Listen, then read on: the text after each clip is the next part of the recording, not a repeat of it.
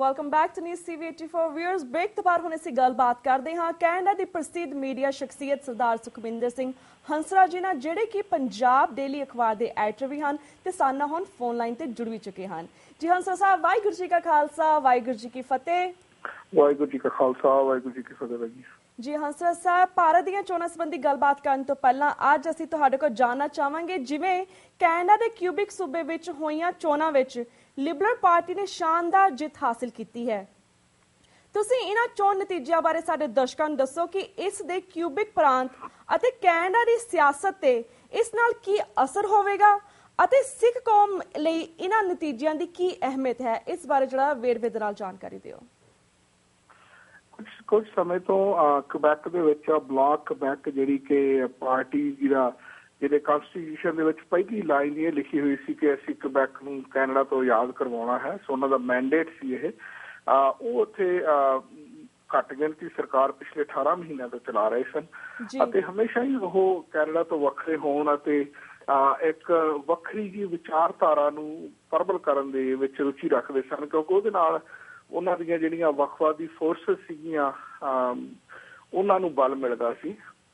ਕੁਝ ਸਮਾਂ ਪਹਿਲਾਂ, ਅੱਜ ਤੋਂ ਤਕਰੀਬਨ 10-15 ਸਾਲ ਪਹਿਲਾਂ ਵੀ ਇੱਥੇ ਰੈਫਰੈਂਡਮ ਹੋਇਆ ਸੀ, ਜਿਹੜਾ ਕਿ ਬੇਅਰਲੀ ਮੇਰੇ ਖਿਆਲ 1% ਦੇ ਉੱਤੇ ਉਹ ਰਹਿ ਗਿਆ ਸੀ। ਉਹਦੇ ਨਾਲ ਫਿਰ ਕੈਨੇਡਾ ਜਿਹੜਾ ਯੂਨਾਈਟਿਡ ਰਹਿ ਗਿਆ। ਤੇ ਉਸ ਤੋਂ ਬਾਅਦ ਬਹੁਤ ਸਾਰੀ ਕਬੈਕ ਦੇ ਵਿੱਚ ਕੋਸ਼ਿਸ਼ ਹੁੰਦੀ ਰਹੀ, ਪਰ ਕੋਈ ਵੀ ਪਾਰਟੀ ਨੇ ਇਸ ਲੈਵਲ ਤੱਕ ਜਾ ਕੇ ਇਹ ਤਹਈਆ ਨਹੀਂ ਸੀ ਕੀਤਾ ਜਿਸ ਲੈਵਲ ਤੱਕ ਜਾ ਕੇ ਹੁਣ ਬਲਾਕ ਕਬੈਕ ਦੀ ਜਿਹੜੀ ਲੀਡਰ ਸੀਗੀ ਪੌਲੀਨ ਮਾਰਵਾ, ਉਸਨੇ ਕੋਸ਼ਿਸ਼ ਕਰਨੀ ਸ਼ੁਰੂ ਕੀਤੀ ਸੀ। ਜਿਸ ਦਿਨ ਪੌਲੀਨ ਮਾਰਵਾ ਨੇ ਇਹ ਲੀਡਰਸ਼ਿਪ ਆਪਣੇ ਹੱਥ ਵਿੱਚ ਲਈ ਸੀ, ਅੱਜ ਤੋਂ 18 ਮਹੀਨੇ ਪਹਿਲਾਂ, ਉਦੋਂ ਹੀ ਉਹਨੇ ਅਨਾਊਂਸ ਕਰ ਦਿੱਤਾ ਸੀ ਕਿ ਮੇਰਾ ਮੈਂਡੇਟ ਆ ਜਿਹੜਾ ਉਹ ਇਹ ਆ ਕਿ ਮੈਂ ਕਬੈਕ ਨੂੰ ਕੈਨੇਡਾ ਤੋਂ ਆਜ਼ਾਦ ਕਰਵਾਉਣਾ। ਉਸ ਤੋਂ ਬਾਅਦ ਉਹਨਾਂ ਨੇ ਆਬਵੀਅਸਲੀ ਜਦੋਂ ਪਿਛਲੀ ਵੇਰ ਰੈਫਰੈਂਡਮ ਲੂਜ਼ ਹੋਇਆ ਸੀ ਤਾਂ ਉਦੋਂ ਬਹੁਤਾਤ ਦੇ ਵਿੱਚ ਬਲਾਕ ਕਬੈਕ ਨੇ ਜਿਹੜੀਆਂ ਐਥਨਿਕ ਮਾਈਨੋਰਿਟੀ ਕਮਿਊਨਿਟੀਜ਼ ਹੈਗੀਆਂ ਕਬੈਕ ਦੇ ਵਿੱਚ, ਉਹਨਾਂ ਨੂੰ ਦੋਸ਼ੀ ਠਹਿਰਾਇਆ ਸੀ ਕਿ ਇਹਨਾਂ ਨੇ ਕੈਨੇਡਾ ਦੇ ਵਿੱਚ ਦੇ ਹੱਕ ਦੇ ਵਿੱਚ ਵੋਟ ਪਾਈ ਆ, ਇਹਨਾਂ ਦੇ ਕਾਰਨ ਅਸੀਂ ਹਾਰੇ ਆ। ਤਾਂ ਉਦੋਂ ਤੋਂ ਇਹ ਕੋਸ਼ਿਸ਼ ਕਰ ਰਹੇ ਸੀ ਕਿ ਇਹਨਾਂ ਨੂੰ ਇੱਥੋਂ ਕਿਸੇ ਨਾ ਕਿਸੇ ਤਰ੍ਹਾਂ ਡਰਾ ਧਮਕਾ ਕੇ ਰੁਖਸਤ ਕਰ ਦਿੱਤਾ ਜਾਏ, ਇੱਥੋਂ ਚਲੇ ਜਾਣ ਲਈ ਮਜਬੂਰ ਕਰ ਦਿੱਤਾ ਜਾਏ। ਲੇਟਲੀ ਇਹਨਾਂ ਨੇ ਵੈਲਿਊ ਚਾਰਟਰ ਲੈ ਕੇ ਆਂਦਾ। ਵੈਲਿਊ ਚਾਰਟਰ ਦੇ ਅਨੁਸਾਰ ਇਹਨਾਂ ਨੇ ਕਿਹਾ ਵੀ ਕੋਈ ਵੀ ਰਿਲੀਜੀਅਸ ਗੇਅਰ, ਕੋਈ ਵੀ ਰਿਲੀਜੀਅਸ ਪਹਿਰਾਵਾ ਜਿਹੜਾ ਹੈ ਉਹ ਗਵਰਨਮੈਂਟ ਇੰਪਲੋਈ ਹੈ ਜਿਹੜਾ ਉਹ ਨਹੀਂ ਪਹਿਨ ਸਕੇਗਾ। ਹੁਣ ਸਰਕਾਰ ਮਿਨੋਰਟੀ ਸੀਗੀ, ਐਸਾ ਜਿਹੜਾ ਚਾਰਟਰ ਸੀ ਉਹਨੂੰ ਪਾਸ ਕਰਵਾਉਣਾ ਤਾਂ ਉਹਨਾਂ ਲਈ ਬੜਾ ਮੁਸ਼ਕਿਲ ਸੀ, ਪਰ ਉਹਨਾਂ ਨੇ ਪੇਸ਼ ਕਰਕੇ ਉਹਨੂੰ ਪ੍ਰਚਾਰਨਾ ਸ਼ੁਰੂ ਕੀਤਾ। ਕਬੈਕ ਦੇ ਵਿੱਚ ਹੀ ਨਹੀਂ ਬਲਕਿ ਕੈਨੇਡਾ ਦੇ ਵਿੱਚ ਵੀ ਲਾ ਲਓ, ਈਵਨ ਯੂਨਾਈਟਿਡ ਸਟੇਟਸ ਦੇ ਵਿੱਚ ਵੀ ਸਭ ਤੋਂ ਵੱਡਾ ਇੰਪਲੋਇਰ ਆ ਜਿਹੜਾ ਉਹ ਗਵਰਨਮੈਂਟ ਹੋਇਆ ਕਰਦੀ ਆ। ਗਵਰਨਮੈਂਟ ਦੀਆਂ ਏਜੰਸੀਜ਼, ਗਵਰਨਮੈਂਟ ਦੀਆਂ ਕਰਾਊਨ ਕੋਰਪੋਰੇਸ਼ਨਸ। ਹੁਣ ਜੇ ਸਾਰੀਆਂ ਦੇ ਵਿੱਚ ਹੀ ਕੋਈ ਇਨਸਾਨ ਆਪਣਾ ਧਰਮ ਦਾ ਪਹਿਰਾਵਾ ਪਹਿਨ ਕੇ ਜਾਂ ਇੱਕ ਸਰਦਾਰ ਦਸਤਾਰ ਪਹਿਨ ਕੇ, ਸਰਦਾਰਨੀ ਦਸਤਾਰ ਪਹਿਨ ਕੇ, ਜਾਂ ਕੋਈ ਮੁਸਲਮਾਨ ਔਰਤ ਹਿਜਾਬ ਪਹਿਨ ਕੇ, ਜਾਂ ਫਿਰ ਕੋਈ ਜੂਸ਼ ਬੰਦਾ ਜਿਹੜਾ ਆਪਣੀ ਰਿਲੀਜੀਅਸ ਕੈਪ ਪਹਿਨ ਕੇ ਜੇ ਉਹ ਕੰਮ ਨਹੀਂ ਕਰ ਸਕੇਗਾ, ਇਹਦਾ ਮਤਲਬ ਉਹਨੂੰ 65-70% ਜਿਹੜੀਆਂ ਅਪਰਚੁਨਿਟੀਜ਼ ਨੇ ਉਸ ਦੇਸ਼ ਦੀਆਂ ਉਹ ਤੋਂ ਵਾਂਝਿਆ ਕਰ ਦਿੱਤਾ ਜਾ ਰਿਹਾ। ਸੋ ਇਹ ਜਿਹੜਾ ਉਹਨਾਂ ਦਾ ਚਾਰਟਰ ਸੀ ਇਹ ਬੜਾ ਪੋਪੂਲਰ ਨਹੀਂ ਹੋ ਸਕਿਆ। ਇਹਦੇ ਖਿਲਾਫ ਬਹੁਤ ਸਾਰੀਆਂ ਮਾਈਨੋਰਿਟੀ ਕਮਿਊਨਿਟੀਜ਼ ਨੇ, ਇਨਕਲੂਡਿੰਗ ਸਿੱਖ ਕਮਿਊਨਿਟੀ, ਬਹੁਤ ਸਾਰੀਆਂ ਡੈਮੋਸਟ੍ਰੇਸ਼ਨਸ ਵੀ ਕੀਤੀਆਂ।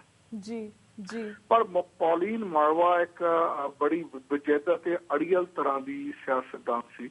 ਇਹਨੇ ਇਹਨਾਂ ਮੁੱਦਿਆਂ ਦੇ ਉੱਤੇ ਲਿਆ ਕੇ 18 ਮਹੀਨਿਆਂ ਤੋਂ ਬਾਅਦ ਆਪਣੀ ਜਿਹੜੀ ਸਰਕਾਰ ਸੀ ਉਹਨੂੰ ਮੈਜੋਰਟੀ ਹਾਸਿਲ ਕਰਨ ਦੇ ਲਈ ਇਲੈਕਸ਼ਨ ਕਾਲ ਕਰ ਦਿੱਤੀ ਅਤੇ ਇਲੈਕਸ਼ਨ ਵੀ ਬੇਸਡ ਕੀਤੀ ਰੈਫਰੈਂਡਮ ਅਤੇ ਚਾਰਟਰ ਵੈਲਿਊ। 30 ਦਿਨ ਦੀ ਕੈਂਪੇਨ ਹੁੰਦੀ ਆ ਤਕਰੀਬਨ। ਮੇਰਾ 7-8 ਦਿਨ ਕੈਂਪੇਨ ਸ਼ੁਰੂ ਹੋਏ ਸੀਗੇ ਤਾਂ ਇਹਨਾਂ ਨੂੰ ਪਤਾ ਲੱਗ ਗਿਆ ਕਿ ਇਹ ਸਾਡੀ ਗੱਲ ਨਹੀਂ ਬਣਨੀ। ਲੋਕ ਇੱਕਦਮ ਇਹਨਾਂ ਦੇ ਖਿਲਾਫ ਰਿਐਕਟ ਕੀਤੇ। ਉਸ ਤੋਂ ਬਾਅਦ ਜਦੋਂ ਇਹਨਾਂ ਦੀ ਲਾਸਟ ਡਿਬੇਟ ਹੋਈ ਜਿਹੜੀ ਕਿ ਚੋਣਾਂ ਤੋਂ ਮੇਰੇ ਖਿਆਲ 10 ਕੁ ਦਿਨ ਪਹਿਲਾਂ ਹੋਈ, ਮੈਂ ਉਹ ਡਿਬੇਟ ਦੇਖੀ ਤਾਂ ਹੈਗੀ, ਮੈਨੂੰ ਸਮਝੀ ਤਾਂ ਨਹੀਂ ਕਿਉਂਕਿ ਫਰੈਂਚ ਲੈਂਗੁਏਜ ਦੇ ਵਿੱਚ ਸੀ, ਪਰ ਉਹ ਤੋਂ ਬਾਅਦ ਜਿਹੜੀਆਂ ਮੈਂ ਰਿਪੋਰਟਸ ਪੜ੍ਹੀਆਂ ਕਿ ਕਬੈਕ ਦੇ ਲੋਕ, ਈਵਨ ਫਰੈਂਚ ਲੋਕ ਆ ਜਿਹੜੇ ਕਬੈਕ ਦੇ, ਉਹਨਾਂ ਨੇ ਵੀ ਇਸ ਪਾਰਟੀ ਪ੍ਰੋਗਰਾਮ ਨੂੰ ਨਿਖਾਰਿਆ। ਸਾਊਥ ਗਰੁੱਪ ਪਾਰਟੀ ਤਾਂ ਜਿਹੜੀ ਰਾਜ ਕਰਦੀ ਸੀ ਉਹ ਹਾਰ ਹੀ ਗਈ, ਬਲਕਿ ਜਿਹੜੀ ਲੀਡਰ ਸੀਗੀ ਪੌਲੀਨ ਮਾਰਵਾ ਉਹ ਆਪਣੀ ਸੀਟ ਵੀ ਹਾਰ ਗਈ। ਜੀ ਜੀ ਉਹ ਆਪ ਵੀ ਐਜ਼ ਏ MPP ਜਾਂ MLA ਜਿੱਤ ਨਹੀਂ ਸਕੀ।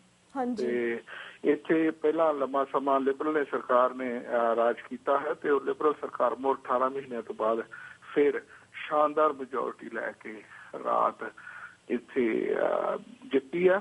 ਤੇ ਉਹਨਾਂ ਨੇ ਜਿੱਤਣ ਸਾਰ ਐਲਾਨ ਕਰ ਦਿੱਤਾ ਕਿ ਜਿਹੜੀ ਪੋਲੀਟਿਕਸ ਆਫ ਡਿਵੀਜ਼ਨ ਸੀ ਉਹ ਓਵਰ ਹੋ ਗਈ ਹੈ ਤੇ ਹੁਣ ਜਿਹੜੀ ਪੋਲੀਟਿਕਸ ਆਫ ਰੀਕਨਸੀਲੀਏਸ਼ਨ ਆ ਉਹ ਸ਼ੁਰੂ ਹੋ ਗਈ ਹੈ। ਦੈਟਸ ਜਿਹੜਾ ਫਿਲੀਪ ਕੋਲਿਆਰਡ ਉਹਦਾ ਲੀਡਰ ਹੈ, ਜਿਹੜਾ ਕਿ ਹੁਣ ਪ੍ਰੀਮੀਅਰ ਬਣੇਗਾ ਕੁਬੈਕ ਦਾ, ਉਹਨੇ ਬੜੇ ਸ਼ਾਨਦਾਰ ਲਫ਼ਜ਼ਾਂ ਦੇ ਵਿੱਚ ਇਹ ਗੱਲ ਕਹੀ ਹੈ ਕਿ politics of division is over. So that fear ਜਿਹੜਾ ਮਿਨੋਰਟੀਜ਼ ਦੇ ਦਿਨਾਂ ਦੇ ਵਿੱਚ ਸੀ ਕਿ ਕਿਉਂਕਿ ਬਹੁਤ ਸਾਰੇ ਜੂਸ਼ ਲੋਕ ਖਾਸ ਕਰਕੇ ਉਹਨਾਂ ਨੇ ਆਪਣੀਆਂ ਬਹੁਤ ਸਾਰੀਆਂ ਸੰਪਤੀਆਂ ਕੁਬੈਕ ਦੇ ਵਿੱਚੋਂ ਮੂਵ ਕਰ ਲਈਆਂ ਸਨ, ਕਿਉਂਕਿ ਉਹਨਾਂ ਨੂੰ ਫੀਅਰ ਸੀ ਕਿ ਅਗਰ ਇੱਥੇ ਕਾਨੂੰਨ ਬਣ ਜਾਂਦਾ ਹੈ ਤਾਂ ਅਸੀਂ ਸਟਕ ਹੋ ਜਾਵਾਂਗੇ। ਇਸ ਕਰਕੇ ਭਾਵੇਂ ਕਿ ਸਾਡੇ ਲੋਕ ਤਾਂ ਬਹੁਤ ਮੌਂਟਰੀਅਲ ਦੇ ਵਿੱਚ ਸੀਗੇ ਅਤੇ ਉਹ ਵੀ ਬਹੁਤ ਫੀਅਰਫੁਲ ਸੀ, ਖਾਸ ਕਰਕੇ ਸਾਡਾ ਤਕਰੀਬਨ 25-35 ਹਜ਼ਾਰ ਸਿੱਖ ਕੁਬੈਕ ਦੇ ਵਿੱਚ ਰਹਿੰਦਾ। ਉਹ ਫੀਅਰਫੁਲ ਸੀ ਕਿ ਉਹਨਾਂ ਦੇ ਬੱਚੇ ਜਿਹੜੇ ਹਸਪੀਟਲਸ ਦੇ ਵਿੱਚ ਕੰਮ ਕਰਦੇ ਨੇ, ਬੇਟੀਆਂ ਸਾਡੀਆਂ ਸਕੂਲਾਂ ਦੇ ਵਿੱਚ ਟੀਚਰਸ ਲੱਗੀਆਂ ਹੋਈਆਂ ਨੇ, ਨਰਸਿਸ ਲੱਗੀਆਂ ਹੋਈਆਂ ਨੇ, ਉਹਨਾਂ ਦੇ ਦਸਤਾਰਾਂ ਪਾਈਆਂ ਤਾਂ ਉਹ ਦਸਤਾਰਾਂ ਨਹੀਂ ਪਹਿਨ ਸਕਣਗੀਆਂ ਜਾਂ ਉਹਨਾਂ ਨੂੰ ਜੌਬ ਛੱਡਣੀ ਪਊ। ਉਹਨਾਂ ਦੇ ਉੱਤੇ ਤਾਂ ਇੱਕ ਤਲਵਾਰ ਲਟਕਦੀ ਸੀ ਜਿਹੜੀ ਕਿ ਰਾਤ ਰਿਮੂਵ ਹੋ ਗਈ ਆ। ਬਿਲਕੁਲ ਬਿਲਕੁਲ। ਤੇ ਵੀਰ ਜੀ ਹੁਣ ਅਸੀਂ ਭਾਰਤ ਵਿਚਲੀਆਂ 2014 ਦੀਆਂ ਪਾਰਲੀਮੈਂਟ ਚੋਣਾਂ ਵੱਲ ਵੀ ਮੁੜਦੇ ਹਾਂ। ਤੁਸੀਂ ਜਿਹੜੀਆਂ ਪਾਰਲੀਮੈਂਟ ਚੋਣਾਂ ਚੱਲ ਰਹੀਆਂ ਨੇ ਇਸ ਵੇਲੇ ਭਾਰਤ ਦੇ ਵਿੱਚ, ਇਸ ਨੂੰ ਸਿੱਖ ਨੁਕਤਾ ਨਿਗਾਹ ਤੋਂ ਕਿਵੇਂ ਵੇਖਦੇ ਹੋ? ਇਸ ਬਾਰੇ ਜਾਣਕਾਰੀ ਦਿਓ। ਮੈਂ ਸਮਝਦਾ ਕਿ ਦੁਨੀਆ ਦੇ ਉੱਤੇ ਜੀ ਡੈਮੋਕ੍ਰੇਸੀ ਦੇ ਨਾਂ ਤੇ ਇੱਕ ਬਹੁਤ ਵੱਡਾ ਡਰਾਮਾ ਹੋ ਰਿਹਾ ਭਾਰਤ ਦੇ ਵਿੱਚ ਜੀ। ਅਸੀਂ ਵੇਖ ਰਹੇ ਹਾਂ ਕਿ ਭਾਵੇਂ ਕਿ ਉੱਥੋਂ ਦਾ ਜਿਹੜਾ ਇਲੈਕਸ਼ਨ ਕਮਿਸ਼ਨ ਆ ਉਹ ਬੜੀਆਂ ਕੋਸ਼ਿਸ਼ਾਂ ਕਰ ਰਿਹਾ ਟੂ ਕਲੈਂਪ ਡਾਊਨ ਜਿਹੜੀਆਂ sort of unlawful activities ਕੀਤੀਆਂ ਜਾ ਰਹੀਆਂ ਨੇ ਇਹਨਾਂ ਵੱਖ-ਵੱਖ ਪੋਲੀਟੀਸ਼ੀਅਨਸ ਦੇ ਵੱਲੋਂ। ਇਹਨਾਂ ਦਾ ਸੁਭਾਅ ਹੀ ਆ, ਕਿਉਂਕਿ ਜਿਸ ਤਰ੍ਹਾਂ ਇਹ ਹੁਣ ਐਕਟ ਕਰਦੇ ਨੇ ਜਦੋਂ ਜਿੱਤ ਜਾਂਦੇ ਨੇ ਲਿਟਰਲੀ ਉਸੇ ਤਰ੍ਹਾਂ ਹੀ ਫਿਰ ਐਕਟ ਕਰਦੇ ਨੇ। ਉਦੋਂ ਫਿਰ ਅਫੀਸ਼ੀਅਲ ਤੌਰ ਤੇ ਹੁੰਦੇ ਆ, ਹੁਣ ਇਹ ਰਾਤ ਬਰਾਤੇ ਕਰਦੇ ਨੇ। ਖਾਸ ਕਰਕੇ ਜਿਹੜੀ ਆਪ ਪਾਰਟੀ ਦੇ ਲੀਡਰ ਆ ਉਹਦੇ ਅੱਜ ਤੀਸਰੀ ਵਾਰ ਕਿਸੇ ਨੇ ਲੱਫੜ ਮਾਰਿਆ ਅੱਜ ਰੈਲੀ ਦੇ ਵਿੱਚ ਜਦੋਂ ਹਾਰ ਪਹਿਨਾਉਣ ਲੱਗਿਆ ਸੀ। ਏਦਾਂ ਦਾ ਅਨਸਿਵਲਾਈਜ਼ ਸੁਸਾਇਟੀ ਦੇ ਵਿੱਚ ਜਦੋਂ ਅਸੀਂ ਵੇਖਦੇ ਹਾਂ ਕਿ ਲਾਅ ਐਂਡ ਆਰਡਰ ਕਿੱਥੇ ਹੈ, ਠੀਕ ਹੈ ਉਸਨੇ ਕਿਹਾ ਕਿ ਮੈਂ ਸਿਕਿਉਰਿਟੀ ਨਹੀਂ ਲੈਣੀ, ਪਰ ਦੈਟ ਡੋਂਟ ਮੀਨ ਕਿ ਉਸ ਮੁਲਕ ਦੀ ਜਿਹੜੀ ਸਿਕਿਉਰਿਟੀ ਹੈ ਉਹ ਇੱਕ ਪਾਰਟੀ ਦੇ ਲੀਡਰ ਨੂੰ ਪ੍ਰੋਟੈਕਟ ਨਾ ਕਰੇ। that should never happen। ਇਹ ਹੋ ਰਿਹਾ। ਤੇ ਜਿੱਥੇ ਤੱਕ ਪੰਜਾਬ ਦੀ ਗੱਲ ਆ, ਪੰਜਾਬ ਦੇ ਵਿੱਚ ਤਾਂ ਅਸੀਂ ਵੇਖ ਰਹੇ ਹਾਂ ਕਿ ਜਿੰਨੀ ਵੀ ਕੈਂਪੇਨ ਹੈ ਕਿਸੇ ਵੀ ਪਾਰਟੀ ਵੱਲੋਂ ਹੋ ਰਹੀ ਹੈ ਉਹ ਲਿਟਰਲੀ ਇੱਕ ਦੂਜੇ ਨੂੰ ਗਾਲਾਂ ਕੱਢਣ ਤੇ ਇੱਕ ਦੂਜੇ ਨੂੰ ਨੀਵਾਂ ਦਿਖਾਉਣ ਦੇ ਉੱਤੇ ਹੋ ਰਹੀ ਹੈ। ਕੋਈ ਸਬਸਟੈਂਸ਼ੀਅਲ ਬਹਿਸ ਨਹੀਂ ਹੋ ਰਹੀ, ਕੋਈ ਮੁੱਦਿਆਂ ਦੇ ਉੱਤੇ ਗੱਲ ਨਹੀਂ ਕੀਤੀ ਜਾ ਰਹੀ ਕਿ ਪੰਜਾਬ ਦਾ ਵਿਕਾਸ, ਲੋਕਾਂ ਦਾ ਵਿਕਾਸ, ਪੰਜਾਬ ਦੇ ਵਿੱਚ ਜੋ ਮੁਸ਼ਕਲਾਂ ਨਸ਼ਿਆਂ ਦੀਆਂ ਆ ਰਹੀਆਂ ਨੇ, ਜੋ ਰਿਸ਼ਵਤਖੋਰੀ ਦੀਆਂ ਨੇ, ਉਹਨਾਂ ਨੂੰ ਕਾਂਬੈਟ ਕਰਨ ਲਈ ਕੀ ਕੀਤਾ ਜਾਏਗਾ। ਇਹੋ ਜਿਹੀ ਡਿਸਕਸ਼ਨ ਹੋ ਹੀ ਨਹੀਂ ਰਹੀ। ਤੁਸੀਂ ਕੋਈ ਵੀ ਅਖਬਾਰ ਚੱਕ ਕੇ ਵੇਖ ਲਓ, ਉਹਦੀਆਂ ਸੁਰਖੀਆਂ ਜਿਹੜੀਆਂ ਪੜ੍ਹ ਕੇ ਤੁਹਾਨੂੰ ਸੰਤੁਸ਼ਟੀ ਹੋ ਜਾਂਦੀ ਹੈ। It's almost like A comic book the you reading ਕਿ ਉਸ ਮੁਲਕ ਦੇ ਵਿੱਚ ਕਿਸ ਤਰ੍ਹਾਂ ਇੱਕ ਦੂਜੇ ਨੂੰ ਕੁੱਤੇ, ਬਿੱਲੇ, ਬਾਂਦਰ, ਚਮਾੜੀ ਇਸ ਤਰ੍ਹਾਂ ਦੇ ਲਫ਼ਜ਼ਾਂ ਦੇ ਨਾਲ ਜਿਹੜਾ ਸੰਬੋਧਿਤ ਕੀਤਾ ਜਾ ਰਿਹਾ। ਸੋ ਮੈਨੂੰ ਇਹ ਲੱਗਦਾ ਹੈ ਕਿ ਮੈਂ ਫੇਸਬੁੱਕ ਤੇ ਵੀ ਆਪਣਾ ਸਟੇਟਸ ਪਾਇਆ ਸੀ ਕਿ ਭਾਵੇਂ ਕਿ ਇਲੈਕਸ਼ਨਸ ਆ ਜਿਹੜੀਆਂ ਉਹ ਬੜੀਆਂ ਇੰਟਰਸਟਿੰਗ ਨੇ, ਖਾਸ ਕਰਕੇ ਆਪ ਪਾਰਟੀ ਦੇ ਮੈਦਾਨ ਵਿੱਚ ਆਉਣ ਨਾਲ ਹੋਰ ਵੀ ਇੰਟਰਸਟਿੰਗ ਹੋ ਗਈਆਂ ਨੇ, ਪਰ ਮੈਨੂੰ ਲੱਗਦਾ ਨਹੀਂ ਕਿ ਕੋਈ ਆਊਟਕਮ ਜਿਹੜਾ ਹੈ ਉਹ ਵੱਖਰਾ ਹੋਏਗਾ। ਉੱਤਰ ਕਾਟੋ ਮੈਂ ਜਗ੍ਹਾ ਵਾਲੀ ਜਿਹੜੀ ਉੱਥੋਂ ਦਾ ਬੜਾ ਪ੍ਰਮੁੱਖ ਅਤੇ ਬੜਾ ਮਸ਼ਹੂਰ ਅਖਾਣ ਹੈ ਉਹ ਐਤਕੀ ਫਿਰ ਸਾਨੂੰ ਪਰਵਲ ਹੁੰਦਾ ਦਿਸ ਰਿਹਾ ਕਿ ਐਤਕੀ ਅੱਗੇ ਕਾਂਗਰਸ ਸੀਗੀ, ਐਤਕੀ BJP ਦਾ ਉੱਥੇ ਬੋਲਬਾਲਾ ਹੋਏਗਾ। BJP ਦੀ ਹੋ ਸਕਦਾ ਸਰਕਾਰ ਬਣ ਜਾਵੇ, ਚਾਹੇ ਉਹ ਕਿਸੇ ਨੂੰ ਖਰੀਦ ਕੇ ਬਣ ਜਾਵੇ, ਚਾਹੇ ਉਹ ਕਿਸੇ ਨੂੰ ਡਰਾ ਧਮਕਾ ਕੇ ਬਣ ਜਾਵੇ। ਸੋ ਇਸ ਤਰ੍ਹਾਂ ਦਾ ਮਾਹੌਲ ਇਸ ਵਕਤ ਚੱਲ ਰਿਹਾ ਤੇ ਆਬਵੀਅਸਲੀ ਜਿੱਥੇ ਕਰੋੜਾਂ ਲੋਕ ਵੋਟ ਲਈ ਐਲੀਜੀਬਲ ਹੋਣ ਅਤੇ ਉਹ ਵੋਟ ਪਾ ਰਹੇ ਹੋਣ ਤੇ ਉਹ ਡਿਸੀਜਨ ਨਾ ਬਣਾ ਸਕਣ, that means the entire state is in confusion state of form। ਜੀ ਬਿਲਕੁਲ ਬਿਲਕੁਲ। ਤੇ ਵੀਰ ਜੀ ਤੁਸੀਂ ਕਿਹਾ ਕਿ BJP ਸ਼ਾਇਦ ਜਿੱਤ ਸਕਦੀ ਹੈ, ਜਿਸ ਦਾ ਪ੍ਰਧਾਨ ਮੰਤਰੀ ਨਰਿੰਦਰ ਮੋਦੀ ਹੋਏਗਾ, ਰਾਈਟ? ਅਗਰ ਨਰਿੰਦਰ ਮੋਦੀ ਪ੍ਰਧਾਨ ਮੰਤਰੀ ਬਣ ਜਾਂਦਾ ਹੈ ਇੰਡੀਆ ਦਾ, ਤਾਂ ਤੁਹਾਨੂੰ ਕੀ ਲੱਗਦਾ ਕਿ ਘੱਟ ਗਿਣਤੀ ਜਿਵੇਂ ਕਿ ਸਿੱਖਸ, ਮੁਸਲਿਮਸ, ਈਸਾਈ ਦਾ ਕੀ ਹਸ਼ਰ ਹੋਵੇਗਾ? ਇਸ ਬਾਰੇ ਵੀ ਥੋੜੀ ਬਹੁਤੀ ਜਾਣਕਾਰੀ ਦਿਓ।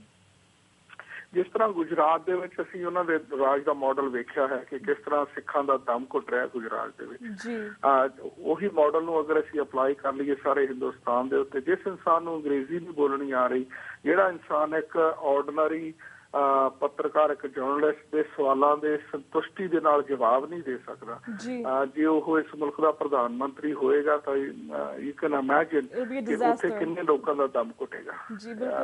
ਇਹ ਮੈਨੂੰ ਇਹ ਤਾਂ ਨਹੀਂ ਪਤਾ ਕਿ ਹਿੰਦੁਸਤਾਨ ਲਈ ਉਹ ਚੰਗਾ ਹੋਏਗਾ ਜਾਂ ਮਾੜਾ ਹੋਏਗਾ। ਮੈਨੂੰ ਲੱਗਦਾ ਕਿ ਡਾਕਟਰ ਅਮਰਜੀਤ ਸਿੰਘ ਹੋਣੀ ਇਹ ਤੇ ਜ਼ਿਆਦਾ ਡੀਪਰ ਜਾ ਕੇ ਐਨਾਲਿਸਿਸ ਕਰ ਸਕਦੇ ਆ, ਪਰ ਮੈਨੂੰ ਤਾਂ ਗੱਲ ਇੱਕੋ ਹੀ ਪਤਾ ਜੀ, ਮੈਂ ਬੜਾ ਸਿੱਧ ਪੱਧਰਾ ਜਿਹਾ ਪੱਤਰਕਾਰ ਹਾਂ, ਕਿ ਪੰਜਾਬ ਦੇ ਲੋਕ ਜਿਹੜੇ ਕਿ ਇਸ ਵਕਤ ਸਫ਼ਰ ਕਰ ਰਹੇ ਨੇ ਬਾਦਲ ਦੇ ਨਿਜ਼ਾਮ ਦੇ ਹੇਠ, ਜਦੋਂ ਬਾਦਲ ਦੇ ਹੱਥ ਮੋਦੀ ਦੀ ਸਰਕਾਰ ਦੇ ਰਾਹੀਂ ਹੋਰ ਮਜ਼ਬੂਤ ਹੋਣਗੇ, ਉਹ ਹੋਰ ਸਫ਼ਰ ਕਰਨਗੇ। ਉਹਦੇ ਵਿੱਚੋਂ ਇੱਕ ਰੀਅਲਾਈਜੇਸ਼ਨ, ਉਹਦੇ ਵਿੱਚੋਂ ਇੱਕ ਇਨਕਲਾਬ ਫੁੱਟ ਸਕਦਾ ਹੈ ਜਿਹੜਾ ਕਿ ਅਲਟੀਮੇਟਲੀ ਇਹਨਾਂ ਦੇ ਭਾਂਡੇ ਨੂੰ ਭੰਨੇਗਾ। So that's the only outcome I can hope for. Other than that ਮੈਨੂੰ ਲੱਗਦਾ ਕਿ ਭਾਰਤ ਆ ਜਿਹੜਾ ਉਹ ਇੱਕ ਲੌਂਗਜੈਵਿਟੀ ਵਾਲਾ ਮੁਲਕ ਨਹੀਂ ਰਹੇਗਾ। ਭਾਰਤ ਦੇ ਵਿੱਚ ਕਮਿਊਨਲ ਵਾਇਲੈਂਸ ਆ ਜਿਹੜਾ ਉਹ ਪ੍ਰਬਲ ਹੋਏਗਾ ਮੋਦੀ ਦੀ ਸਰਕਾਰ ਦੇ ਥੱਲੇ, ਘੱਟ ਗਿਣਤੀਆਂ ਦਾ ਦਮ ਘੁੱਟੇਗਾ, ਘੱਟ ਗਿਣਤੀਆਂ ਦੀ ਨਸਲ ਕੁਸ਼ੀਆਂ ਹੋਣਗੀਆਂ, ਅਤੇ ਜਿਹੜੇ ਵਿਕਾਸ ਦੀ ਗੱਲ ਕੀਤੀ ਜਾ ਰਹੀ ਹੈ ਕਿ ਮੋਦੀ ਬਹੁਤ ਵਿਕਾਸ ਕਰ ਰਿਹਾ ਹੈ, ਇੱਕ ਸੂਬੇ ਦਾ ਤਾਂ ਉਹਨਾਂ ਨੇ ਆਰਟੀਫਿਸ਼ੀਅਲ ਵਿਕਾਸ ਕਰਕੇ ਵਿਖਾ ਦਿੱਤਾ, ਪਰ ਇੰਟਾਇਰ ਭਾਰਤ ਦਾ ਵਿਕਾਸ ਕਰਨਾ ਮੈਨੂੰ ਲੱਗਦਾ ਇਹੋ ਜਿਹੇ ਖਰ ਦਿਮਾਗ ਬੰਦੇ ਦੇ ਵੱਸ ਦਾ ਰੋਗ ਨਹੀਂ ਹੋਏਗਾ। ਜੀ ਬਿਲਕੁਲ ਬਿਲਕੁਲ ਵੀਰ ਜੀ ਆਪਣੇ ਕੋਲ 1 ਮਿੰਟ ਰਹਿ ਗਿਆ। ਐਟ ਦੀ ਐਂਡ ਅਸੀਂ ਤੁਹਾਡੇ ਕੋਲ ਜਾਣਨਾ ਚਾਹਾਂਗੇ, ਜਿਸ ਤਰ੍ਹਾਂ ਹੁਣ ਸਿੱਖ ਕੌਮ ਬਹੁਤ ਕਨਫਿਊਜ਼ਨ ਦੇ ਵਿੱਚ ਹੈ, ਕਿਉਂਕਿ ਇੱਕ ਪਾਸੇ ਆਮ ਆਦਮੀ ਪਾਰਟੀ, ਕਾਂਗਰਸ, ਬੀਜੇਪੀ ਖੜੇ ਨੇ ਤਿੰਨੇ, ਤੁਹਾਨੂੰ ਕੀ ਲੱਗਦਾ ਹੈ ਕਿ ਸਿੱਖ ਕੌਮ ਨੂੰ ਆਪਣੀ ਜਿਹੜੀਆਂ ਵੋਟਾਂ ਨੇ ਉਹ ਕਿਸ ਪਾਰਟੀ ਨੂੰ ਪਾਉਣੀਆਂ ਚਾਹੀਦੀਆਂ ਨੇ? ਇਹ ਬੜਾ ਕੰਪਲੈਕਸ ਜਿਹਾ ਸਵਾਲ ਹੈ ਜੀ। ਮੈਂ ਇਹਦਾ ਸਵਾਲ ਦਾ ਜਵਾਬ ਤਾਂ ਮੈਨੂੰ ਲੱਗਦਾ ਜਿਹੜੇ ਪਰਟੀਕੁਲਰ ਵੋਟਰ ਬੈਠੇ ਨੇ ਪਿੰਡਾਂ ਦੇ ਵਿੱਚ ਉਹਨਾਂ ਨੂੰ ਵੀ ਕੱਢਣਾ ਮੁਸ਼ਕਿਲ ਹੋਇਆ ਹੈ, ਪਰ ਡੈਫੀਨਿਟਲੀ ਦੋ ਪਾਰਟੀਆਂ ਤਾਂ ਸਿੱਖਾਂ ਦੀ ਵੋਟ ਡਿਜ਼ਰਵ ਨਹੀਂ ਕਰਦੀਆਂ, ਉਹ ਹਨ ਅਕਾਲੀ ਦਲ ਤੇ ਕਾਂਗਰਸ ਪਾਰਟੀ। ਜੇ ਤੁਹਾਡੇ ਅੰਦਰ ਸਿੱਖ ਜਿਉਂਦਾ ਹੈ ਤੁਹਾਡੇ ਹਿਰਦਿਆਂ ਦੇ ਵਿੱਚ, ਤਾਂ ਫਿਰ ਇਹ ਦੋ ਪਾਰਟੀਆਂ ਤਾਂ ਤੁਹਾਡੀ ਵੋਟ ਡਿਜ਼ਰਵ ਨਹੀਂ ਕਰਦੀਆਂ। ਤੀਸਰੀ ਕਿਹੜੀ ਪਾਰਟੀ ਹੈ, ਕਿਹਨੂੰ ਤੁਸੀਂ ਵੋਟ ਪਾਉਣੇ ਆ, ਮੈਂ ਕਿਸੇ ਨੂੰ ਐਂਡੋਰਸ ਨਹੀਂ ਕਰਾਂਗਾ, ਪਰ ਮੈਂ ਖਡੂਰ ਸਾਹਿਬ ਤੋਂ ਸਰਦਾਰ ਸਿਮਰਨਜੀਤ ਸਿੰਘ ਮਾਨ ਇਸ ਵਕਤ ਮੈਦਾਨ ਦੇ ਵਿੱਚ ਨੇ। ਮੈਨੂੰ ਲੱਗਦਾ ਹੈ ਕਿ ਮੈਦਾਨ ਦੇ ਵਿੱਚ ਉਹਨਾਂ ਦੇ ਉਤਰਨ ਦੇ ਨਾਲ ਇੱਕ ਖਡੂਰ ਦੇ ਲੋਕਾਂ ਨੂੰ, ਖਡੂਰ ਸਾਹਿਬ ਦੇ ਹਲਕੇ ਦੇ ਲੋਕਾਂ ਨੂੰ ਮੌਕਾ ਮਿਲੇਗਾ ਕਿ ਉਹ ਆਪਣੀ ਪੰਥ ਦੇ ਨਾਂ ਦੇ ਉੱਤੇ ਵੋਟ ਪਾ ਸਕਣ, ਅਤੇ ਉਹਨਾਂ ਦਾ ਜਿੱਤਣਾ ਜਿਹੜਾ ਹੋਏਗਾ, ਇਹ ਪੰਥ ਦਾ ਜਿਹੜਾ ਇੱਕ ਲੰਬਾ ਸੰਘਰਸ਼ ਚੱਲ ਰਿਹਾ ਹੈ ਉਹਦੇ ਲਈ ਬੜਾ ਸਾਰਥਕ ਸਿੱਧ ਹੋ ਸਕਦਾ ਹੈ। ਅਸੀਂ ਦੁਨੀਆ ਦੇ ਲੋਕਾਂ ਨੂੰ ਇੱਕ ਸੰਭਾਲਕ ਤੌਰ ਤੇ ਆਪਣੀ ਜਿੱਤ ਦਾ ਪ੍ਰਗਟਾਵਾ ਕਰਦੇ ਹੋਏ ਆਪਣੇ ਇਸ਼ੂਜ਼ ਨੂੰ ਉਭਾਰਨ ਦਾ ਮੌਕਾ ਸਮਝ ਸਕਦੇ ਹਾਂ ਇਸ ਚੀਜ਼ ਨੂੰ। ਸੋ ਅਦਰ ਦੈਨ ਦੈਟ ਮੈਂ ਸਮਝਦਾ ਹਾਂ ਕਿ ਫੂਲਕਾ ਸਾਹਿਬ ਲੁਧਿਆਣੇ ਤੋਂ ਨੇ, ਫੂਲਕਾ ਸਾਹਿਬ ਨੂੰ ਵੋਟ ਦੇਣੀ, ਇੱਕ ਚੰਗੇ ਇਨਸਾਨ ਨੂੰ ਵੋਟ ਪਾਉਣੀ ਹੋਏਗੀ, ਚੰਗੀ ਸੋਚ ਨੂੰ ਵੋਟ ਪਾਉਣੀ ਹੋਏਗੀ। ਇਸ ਤਰ੍ਹਾਂ ਹੀ ਅਗਰ ਤੁਸੀਂ ਬਠਿੰਡਾ ਲੈ ਲਵੋ, ਉੱਥੇ ਬਾਦਲ ਪਰਿਵਾਰ ਦਾ ਜਿਹੜਾ ਇਹ ਕਹਿ ਲਓ ਕਿ ਉਹਨਾਂ ਦਾ ਵਕਾਰ ਜਿਹੜਾ ਉਹ ਲਾਈਨ ਤੇ ਲੱਗਿਆ ਹੋਇਆ ਹੈ, ਉਹਨੂੰ ਵੋਟ ਪਾ ਦਿਓ, ਜਾਂ ਫਿਰ ਤੁਸੀਂ ਵੋਟ ਉਹਦੇ ਰੁੱਸੇ ਹੋਏ ਭਤੀਜੇ ਨੂੰ ਪਾ ਦਿਓ। It will not make any difference, ਕੋਈ ਫਰਕ ਨਹੀਂ ਪਏਗਾ। ਇਸ ਕਰਕੇ ਇਹਨਾਂ ਦੋ ਪਾਰਟੀਆਂ ਨੂੰ ਛੱਡ ਕੇ ਅਗਰ ਆਪ ਪਾਰਟੀ ਨੂੰ ਵੋਟ ਪਾਉਣੀ ਪੈਂਦੀ ਆ ਤਾਂ ਲੋਕਾਂ ਨੂੰ ਮੇਰੇ ਖਿਆਲ ਦੇ ਵਿੱਚ ਇਹ ਚੁਣ ਲੈਣੀ ਚਾਹੀਦੀ ਆ ਜਿਹੜੀ ਚੋਇਸ ਹੈ। ਜੀ ਤੇ ਹੰਸਰਾਜ ਵੀਰ ਜੀ, ਤੁਸੀਂ ਜਾਣਦੇ ਹੁਣ ਸਾਡਾ ਵਕਤ ਸਮਾਪਤੀ ਵੱਲ ਜਾ ਰਿਹਾ, ਤੁਹਾਡੇ ਕੋਲ ਇੱਥੇ ਇਜਾਜ਼ਤ ਲੈਣੀ। ਤੁਹਾਡਾ ਬਹੁਤ ਬਹੁਤ ਸ਼ੁਕਰੀਆ ਕਿ ਤੁਸੀਂ ਆਪਣੇ ਵਿਚਾਰ ਸਾਂਝੇ ਕੀਤੇ। ਹਾਂਜੀ, ਇਸ ਤੋਂ ਪਹਿਲਾਂ ਕਿ ਮੈਨੂੰ ਮੁੜ ਕੇ ਮੌਕਾ ਨਾ ਮਿਲੇ, ਤਾਂ 14 ਅਪ੍ਰੈਲ ਨੂੰ ਅਸੀਂ ਖਾਲਸਾ ਪੰਥ ਦਾ ਪ੍ਰਕਾਸ਼ ਦਿਹਾੜਾ ਮਨਾ ਰਹੇ ਹਾਂ, ਅਤੇ ਸਮੁੱਚੇ ਸਿੱਖ ਜਗਤ ਨੂੰ ਇਸ ਬੜੇ ਪੀੜਾਂ ਭਰੇ ਦੌਰ ਦੇ ਵਿੱਚੋਂ ਗੁਜ਼ਰ ਰਹੇ ਖਾਲਸਾ ਪੰਥ ਦੇ ਪ੍ਰਕਾਸ਼ ਦਿਹਾੜੇ ਲਈ ਜੀ ਬਹੁਤ ਬਹੁਤ ਮੁਬਾਰਕਾਂ, ਵਧਾਈਆਂ ਹੋਣ ਜੀ। ਵਾਹਿਗੁਰੂ ਜੀ ਕਾ ਖਾਲਸਾ, ਵਾਹਿਗੁਰੂ ਜੀ ਕੀ ਫਤਿਹ। TV84 ਦੀ ਟੀਮ ਵੱਲੋਂ ਤੁਹਾਨੂੰ ਤੇ ਸਾਡੇ ਦਰਸ਼ਕਾਂ ਵੱਲੋਂ ਵੀ ਤੁਹਾਨੂੰ ਵਿਸਾਖੀ ਦੀਆਂ ਬਹੁਤ ਬਹੁਤ ਮੁਬਾਰਕਾਂ ਜੀ। ਵਾਹਿਗੁਰੂ ਜੀ ਕਾ ਖਾਲਸਾ, ਵਾਹਿਗੁਰੂ ਜੀ ਕੀ ਫਤਿਹ। ਵਿਊਅਰਸ, ਇੱਥੇ ਅਸੀਂ ਤੁਹਾਡੇ ਕੋਲ ਇਜਾਜ਼ਤ ਲੈਂਦੇ ਹਾਂ। ਕੱਲ ਨੂੰ ਮਿਲਾਂਗੇ ਸੇਮ ਟਾਈਮ ਸੇਮ ਸ਼ੋ ਤੇ। ਤਦ ਤੱਕ ਲਈ ਵਾਹਿਗੁਰੂ ਜੀ ਕਾ ਖਾਲਸਾ, ਵਾਹਿਗੁਰੂ ਜੀ ਕੀ ਫਤਿਹ।